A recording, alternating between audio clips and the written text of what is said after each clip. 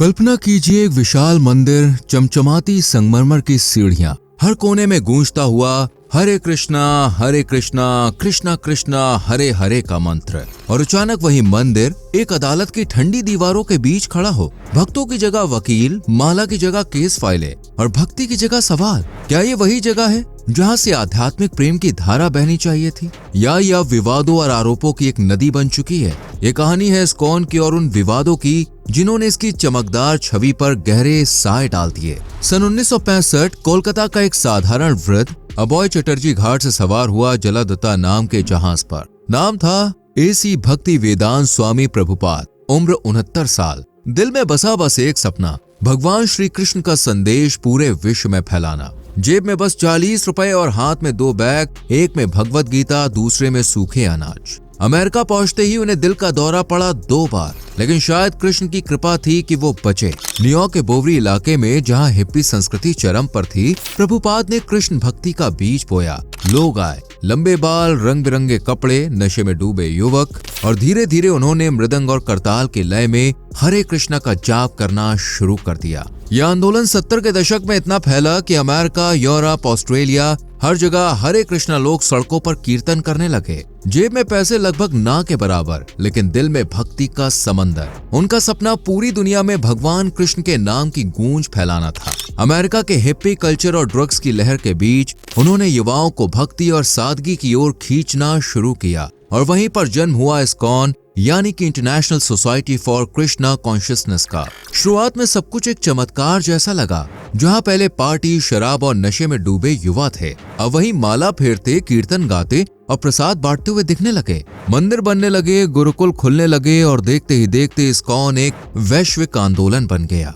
भारत से लेकर America, Europe, रूस, अफ्रीका, हर जगह इसकी शाखाएं फैल गईं। लेकिन जितनी तेजी से ये संगठन फैला, उतनी ही तेजी से इसमें दरारें भी आने लगी। पहली बड़ी दरार आई मंदिरों और गुरुकुलों की दीवारों के पीछे से। 1970 और 80 के दशक में इस्कॉन के कई स्कूलों से बच्चों के साथ यौन और शारीरिक शोषण के आरोप सामने आने लगे।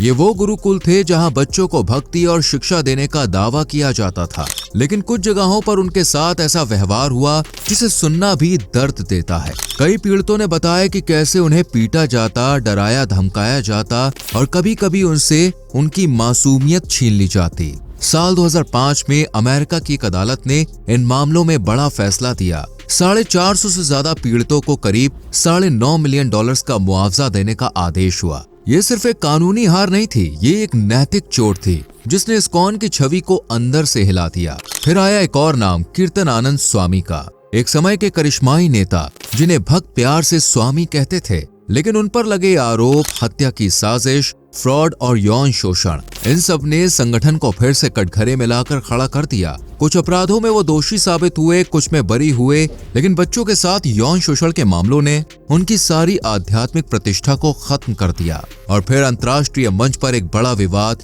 साल 2011, रूस का Bhagavad Gita as it is case. Tomsk शहर की एक अदालत में प्रभुपाद की लिखी गीता के खिलाफ केस दायर हुआ। आरोप था कि इस किताब में धार्मिक कट्टरता फैलाने वाली बातें हैं। गीता, जिसे भारत में जीवन का मार्गदर्शक माना जाता है, उसे एक विदेशी अदालत में बैन करने की कोशिश की जा रही थी। इस केस ने भारत और दुनिया भर के हिंदुओं में आक्रोश भर दिया। आखिरकार अदालत ने ये केस खारिज कर दिया और गीता बच गई। लेकिन इसने दिखा दिया कि इस्कॉन अब सिर्फ आध्यात्मिक संगठन नहीं, बल्कि राजनीतिक और सांस्कृतिक विवादों के केंद्र में भी है। साल 2024, बांग्लादेश का हजारी लेन इलाका। एक फेसबुक पोस्ट में इस्कॉन को आतंकवादी संगठन बताया गया, और देखते ही देखते धार्मिक तनाव हिंसा में बदल गई। लोग घायल हुए, गिरफ्तारियां हुई, और फिर अंतर्राष्ट्रीय मीडिया में खबरें फैल गईं। ये सिर्फ एक स्थानीय विवाद नहीं था, ये दिखाता था कि इस्कॉन की मौजूदगी कई जगहों पर संवेदनशील मुद्दा बन चुकी है। भारत में भी संगठन शांत नहीं रहा। सबसे लंबे समय और सबसे हाई प्रोफाइल विवाद चला इस्कॉन बेंगलुरु बनाम इस्कॉन मुंबई। सवाल ये था कि बेंगलुरु का विशाल हरे कृष्णा मंदिर किसके अधिकार में है। 24 साल तक कोर्ट में बहस चली, और आखिरकार 2025 में सुप्रीम कोर्ट ने फैसला सुनाया, मंदिर बेंगलुरु सोसाइटी के पास रहेगा। ये केस बताता है कि कैसे भगवान के घर पर भी इंसानों के बीच मालिकाना हक की लड़ाई हो सकती है। रथ यात्रा और रेस्टोरेंट विवाद। कई जगहों पर इस्कॉन की रथ यात्रा को लेकर भी विवाद हुए। स्थानीय पंडित पुजारियों का मानना था कि जगन्नाथ की परंपरा को विदेशी भक्तों के साथ दिखाना ठीक नहीं। कुछ ने इसे धर्म का ग्लोबलाइजेशन कहा, कुछ ने धर्म की पवित्रता पर चोट। हाल ही में सोशल मीडिया पर एक फोटो वायरल हुई। इस्कॉन के नाम से जुड़े एक रेस्टोरेंट में मांसाहार परोसे जाने का आरोप। भले इस्कॉन ने इसे फ्रेंचाइजी का निजी काम बताकर पल्ला झाड़ लिया, लेकिन भक्तों के दिल टूट गए। लोग पूछने लगे, जिस संगठन का नाम ही कृष्ण चेतना है, उसके नाम में मांसाहार कैसे? इस विवाद ने सोशल मीडिया पर आग लगा थी। लंदन के इस्कॉन रन रेस्टोरेंट गोविंदा में एक आदमी चिकन का पीस खाता हुआ वीडियो रिकॉर्ड करता है। जगह जहां सिर्फ शाकाहारी खाना मिलता है, वहां मांसाहारी खाना खाना सीधे सीधे धार्मिक भावनाओं को ठेस पहुंचाने जैसा था। वीडियो वायरल हुआ, लोग गुस्से से भर गए और मशहूर रैपर बादशाह तक ने ये कहा कि यहाँ तो चिकन भी शर्मिंदा होगा। और फिर दक्षिण अफ्रीका में रथ यात्रा का विवाद परंपरागत तारीख से पहले आयोजित करना, जिसे कुछ भक्तों ने परंपरा का अपमान कहा। ये छोटी छोटी बातें भी अब बड़े विवादों का रूप लेने लगी हैं। इतनी सारी घटनाओं के बाद भी इस्कॉन का नाम आज भी दुनिया भर में है। लाखों भक्त, करोड़ों की संपत्ति और एक वैश्विक पहचान। लेकिन सवाल वही है, क्या आध्यात्मिकता और विवाद साथ साथ चल सकते हैं या किसी एक को रास्ता छोड़ना होगा? शायद भक्ति का मतलब सिर्फ भगवान के नाम का जाप करना नहीं, बल्कि अपने भीतर की सच्चाई का सामना करना भी है। इस्कॉन के लिए असली चुनौती मंदिर बनाने की नहीं, बल्कि भरोसा बनाने की है। एक सफेद धोती, एक भगवा चादर, माथे पर तिलक और हाथ में राधा कृष्ण का चित्र। ये तस्वीर है उन साधुओं की जिन्हें आप रेलवे स्टेशन, बस अड्डे या विदेशी सड़कों पर हरे कृष्णा हरे राम का जाप करते हुए देख चुके होंगे।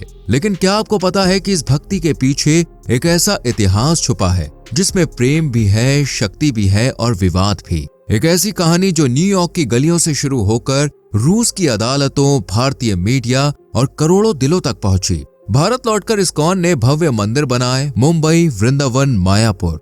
विदेशी भक्तों का मंदिर में रहना और संस्कृत में श्लोक गाना भारतीय मीडिया के लिए एक चमत्कार था।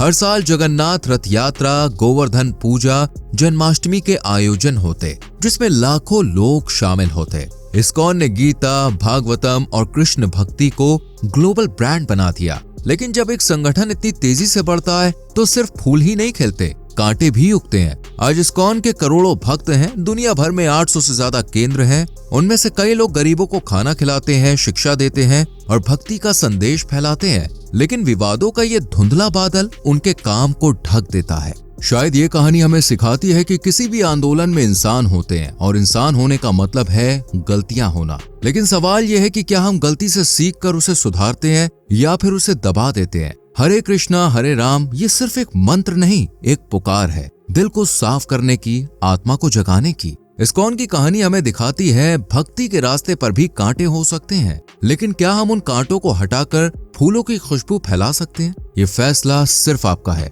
वृंदावन के कृष्ण बलराम मंदिर में 24 घंटे बिना रुके हरे कृष्ण मंत्र गूंजता है और मायापुर में बन रहा विशाल मंदिर आने वाली पीढ़ियों को कृष्ण भक्ति का धाम देगा। हर दिन लाखों लोगों को गरम गरम प्रसाद परोसा जाता है, बिना ये देखे कि वो कौन है, कहां से आए हैं, बस ये सोचकर कि ये भी मेरे प्रभु के बच्चे हैं। विदेशी भक्त अपनी जिंदगी की सारी आदतें छोड़कर धोती कुर्ता पहनते हैं, संस्कृत के श्लोक सीखते हैं और हाथ में माला लेकर घंटों प्रभु का नाम जपते हैं। कहीं न्यूयॉर्क की सर्द सड़कों पर तो कहीं लंदन की भीड़ में आपको सफेद कपड़ों में मुस्कुराते हुए इस्कॉन के भक्त दिखेंगे, जो आपको एक प्लेट प्रसाद देंगे और कहेंगे हरे कृष्णा। तो दोस्तों, आप क्या सोचते हैं? क्या इस्कॉन अपने विवादों से बाहर निकलकर फिर से सिर्फ भक्ति का केंद्र बन सकता है, या अब इसका नाम हमेशा इन विवादों के साथ जुड़ा रहेगा? नीचे कमेंट में अपनी राय जरूर दीजिए। वीडियो को लाइक और शेयर करिए और हाँ, सब्सक्राइब करना मत भूलना, ताकि अगली बार जब भी हम किसी और सच का पर्दा उठाएं तो सबसे पहले